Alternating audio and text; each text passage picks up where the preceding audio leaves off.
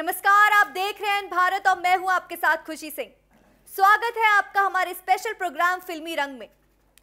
40 की दशक की एक ऐसी एक्ट्रेस जिसकी खूबसूरती को लोग आज भी याद करते हैं, जिन्हें कभी वीनस ऑफ इंडियन सिनेमा कहा गया तो कभी द ब्यूटी ऑफ ट्रेजेडी के नाम से भी पुकारा गया, जिनकी खूबसूरती के चर्चे सिर्फ देश ही नहीं बल्कि विदेशों तक शुमार थे। जी हां, हम बात कर रहे हैं मोस्ट टैलेंटेड और खूबसूरत अदाकारा मधुबाला की। हिंदी सिनेमा के लिए मधुबाला उन नामों में शुमार हैं जिन्होंने हिंदी सिनेमा को संवारने में अपनी जिंदगी लगा दी। फिल्म मुगले आजम में अनारकली का किरदार निभाने के बाद ये लोगों की नजरों में अनारकली के ही रूप में बस गई। मधुबाला एक ऐसी अदाकारा थी जिसकी अदा का कायल आज का दौर भी है। मुस्कुराहटों और खूबसूरती का पैगाम लिए एक ऐसी परी जो 14 फरवरी 1933 को दिल्ली की जमीन पर आई, जिसका वजूद राजकुमारी जैसा था।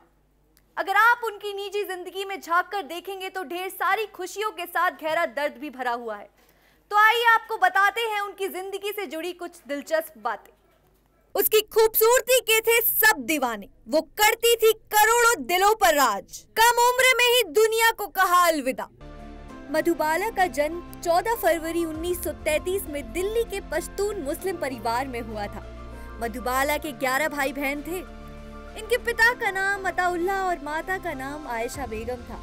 शुरुआती दिनों में इनके पिता पेशावर की एक तंबाकू फैक्ट्री में काम करते थे। वहां से नौकरी छोड़ उनके पिता दिल्ली और वहां से मुंबई चले आए, जहां मधुबाला का जन्म हुआ। मधुबाला ने बहुत ही छोटी उम्र में अभिनय की दुनिया में कदम रख दिया था। उनके चेहरे पर वो मासूमियत बात के दिनों में भी नजर आती थी, लेकिन उनका अभिनय बेहद परिपक्व था।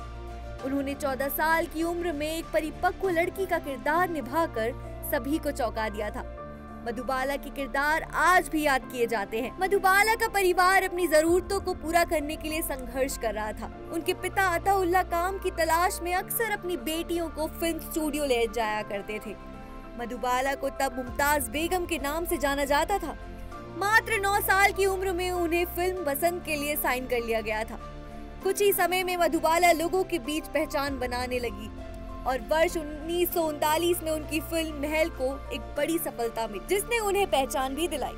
हालांकि उस वक्त ये बॉलीवुड एक्ट्रेस सिर्फ 16 साल की थी। इनकी पहली सफल फिल्म वर्ष 1942 में आई बसंत थी। ये मूवी बहुत सफल रही, यहीं से लोग इनको जानने लगे थे। अभिनेत्री देविका रानी भी इनके अभिनय से बहुत खुश हुई थी। वर्ष 1947 में आई फिल्म नीलकमल में महज 14 साल की उम्र में मधुबाला को राज कपूर के साथ कास्ट किया गया। इनके फिल्मी करियर में अच्छा समय वर्ष 1939 के दौरान आया, जब इनकी बॉम्बे टॉकीज बैनर तले महल मूवी आई।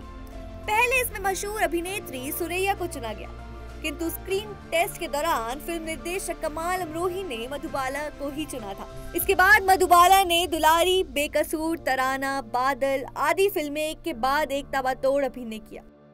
कहते हैं खूबसूरती ढेरों सितम करती है, लेकिन मधुबाला तो उन्हीं सितम का खुद ही शिकार हो गई। रूप की रानी दुनिया जहां के सितम को सह ना सकी और 36 की उम्र में उन्होंने दुनिया को अलविदा कह दिया। फिल्मी रंग के कैनवास से आज बस इतना ही। देश भर की तमाम खबरों के लिए देखते रहिए एन भारत।